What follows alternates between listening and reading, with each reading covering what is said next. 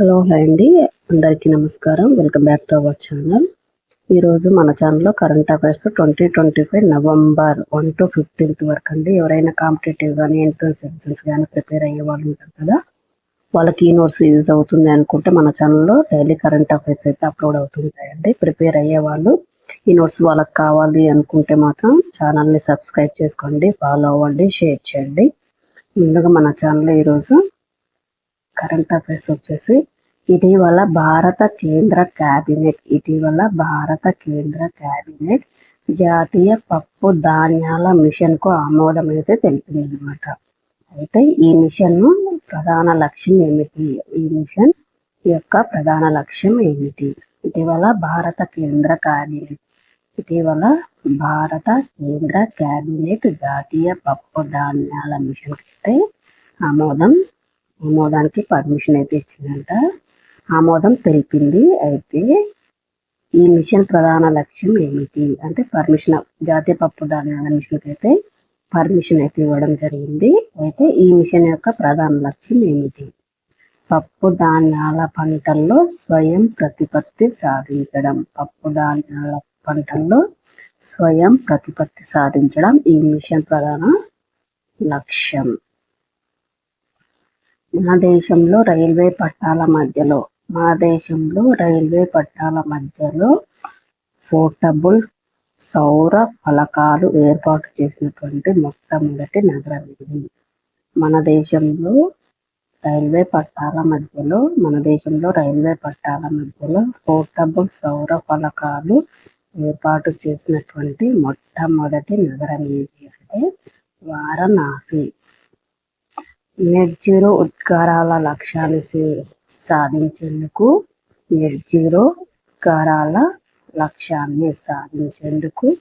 భారత రైల్వే శాఖ సౌర విద్యుత్ వినియోగాన్ని భారీగా పెంచి హరిత సుస్థిర రవాణా నెట్వర్క్ ఏర్పాటు కోసంలో భాగంగా ఉత్తరప్రదేశ్లోని వారణాసిలో ఈ ఫలకాలు అయితే ఏర్పాటు చేయడం జరిగింది మొట్టమొదటిసారిగా. నెట్ జీరో ఉద్గారాల లక్ష్యాన్ని సాధించేందుకు గాను భారత రైల్వే శాఖ సౌర విద్యుత్ వినియోగాన్ని భారీగా పెంచి హరిత సుస్థిర రవాణా నెట్వర్క్ ఏర్పాటు కోసంలో భాగంగా ఉత్తరప్రదేశ్లోని వారణాసిలో ఈ ఫలకాలు అయితే మొట్టమొదటిసారిగా ఏర్పాటు చేయడం జరిగింది. నెక్స్ట్ వన్ వచ్చేసి క్రీడాకారుల మానసిక ఆరోగ్యానికి మద్దతు ఇచ్చేందుకు గాను అంతర్జాతీయ ఒలింపిక్ కమిటీ భారత ఒలింపిక్ క్రీడాకారుల్ని మన మానసిక ఆరోగ్య అంబాసిడర్గా నియమించింది. అయితే అతను ఎవరు?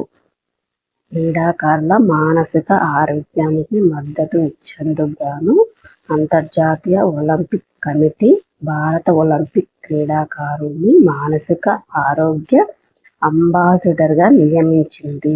ఎవరిని అంటే అభినవ్ బింద్రా గారిని అయితే అంబాసిడర్ గా నియమించడం జరిగింది. అయితే ఇతను 2008లో ఒలింపిక్స్ లో మన దేశంలో మొట్టమొదటిసారిగా బంగారు పతకాన్ని గెలిచాడు. అయితే ప్రపంచవ్యాప్తంగా 9 మందిని ఎంపిక చేసిన వారిలో మన భారత్ చెందినటువంటి అభినవ్ బింద్రా గారు ఒకటి. ఆ 9 మందిని ఎంపిక చేసిందంట, అందులో భారత్ బింద్రా గారు ఒకరన్నమాట. నెక్స్ట్ వన్ వచ్చేసి భారత్లో మొట్టమొదటి పూర్తి స్థాయి జంతు కుటుంబ నియంత్రణ శిక్షణ కేంద్రాన్ని ఇటీవల ఈ నగరంలో ప్రారంభించడం జరిగింది. భారత్లో మొట్టమొదటి పూర్తి స్థాయి జంతు కుటుంబ నియంత్రణ శిక్షణ కేంద్రాన్ని ఇటీవల ఈ నగరంలో ప్రారంభించడం జరిగింది అంటే లక్నోలో ప్రారంభించడం జరిగింది. ఇక్కడ మీకు విషయం అయితే చెప్పాలండి, ఒక సాంగ్ ఉంటది చూడండి, డబ్బు ఉన్నోడే గొప్పోడు లేనోడు పేదోడురా అనే ఒక సాంగ్ ఉంది కదా, అది మన ఈ స్టడీకి కన్వర్ట్ చేస్తే చదువు ఉన్నోడే గొప్పోడురా లేనోడు పేదోడురా.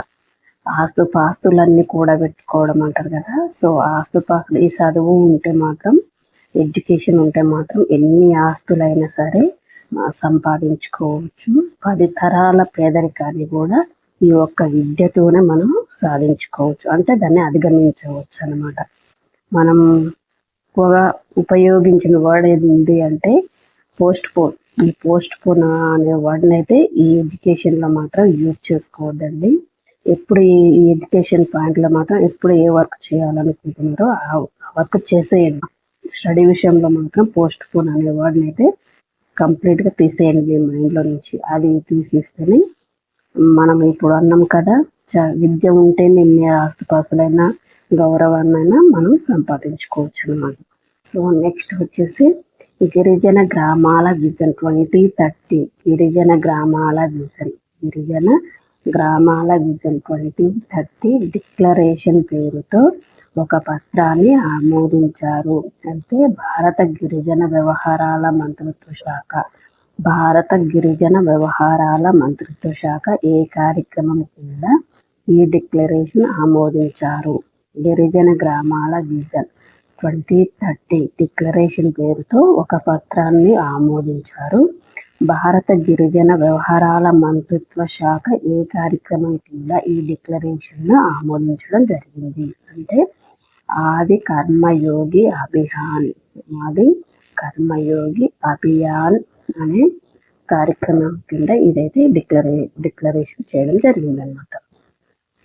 దేశవ్యాప్తంగా ఉన్నటువంటి గిరిజన తెగల ఆధిపత్యం కలిగినటువంటి 1,00,000కు పైగా గ్రామాల్లో ప్రత్యేక గ్రామ సభలు నిర్వహించి ఈ డిక్లరేషన్ను ఆమోదించారు. ఎలా అంటే దేశవ్యాప్తంగా గిరిజన తెగల ఆధిపత్యాన్ని కలిగినటువంటి 1,00,000కు పైగా గ్రామాల్లో ప్రత్యేక గ్రామ సభలు నిర్వహించి ఈ డిక్లరేషన్ను ఆమోదించడం జరిగింది. నెక్స్ట్ వన్ వచ్చేసి 2025 సెప్టెంబర్ 7వ తేదీన అరుదైన బ్లడ్ మూన్ కనిపించింది. అయితే ఏ కారణం వల్ల చంద్రుడికి ఈ రకంగా ఎరుపు రంగు వస్తుంది? 2025 సెప్టెంబర్ 7వ తేదీన అరుదైన బ్లడ్ మూన్ కనిపించింది కదా. సో ఏ కారణం వల్ల చంద్రుడికి ఎరుపు రంగు వస్తుంది అంటే రేలైజ్ స్కేటరింగ్ బెండ్స్ నుంచి ఎర్ర కాంతి చంద్రుడి మీద పడడం వల్ల. రేలైజ్ స్కేటరింగ్ బెండ్స్ నుంచి ఎర్ర కాంతి చంద్రుడి మీద పడడం వల్ల మనకి ఎరుపు రంగు అనేది కనిపిస్తుంది అన్నమాట. ఎరుపులో మూన్ అనేది కనిపించడం జరుగుతుంది. అయితే 2022 తర్వాత ఈ రకంగా అత్యధిక సమయం పాటు ఎరుపు రంగులో చంద్రుడు ఆసియా, యూరోప్ ఖండాల వ్యాప్తంగా కనిపించడం ఇదే మొదటిసారి అన్నమాట. 2022 తర్వాత ఆసియా, యూరోప్ ఖండాల వ్యాప్తంగా అత్యధిక సమయం పాటు ఎరుపు రంగులో చంద్రుడు కనిపించడం కూడా ఇదే మొదటిసారి అన్నమాట.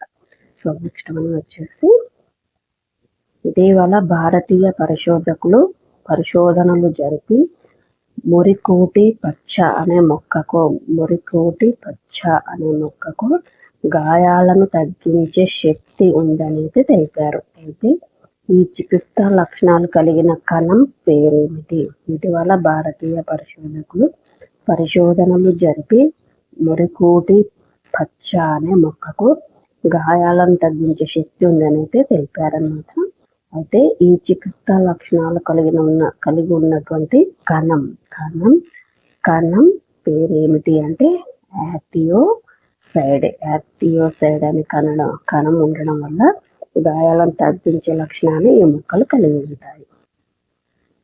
సో ఇది అండి మన ఛానల్లో కరెంట్ అఫైర్స్. ప్లీజ్ షేర్ చేయండి, లైక్ చేయండి, సబ్స్క్రైబ్ చేసుకోండి మన ఛానల్కి.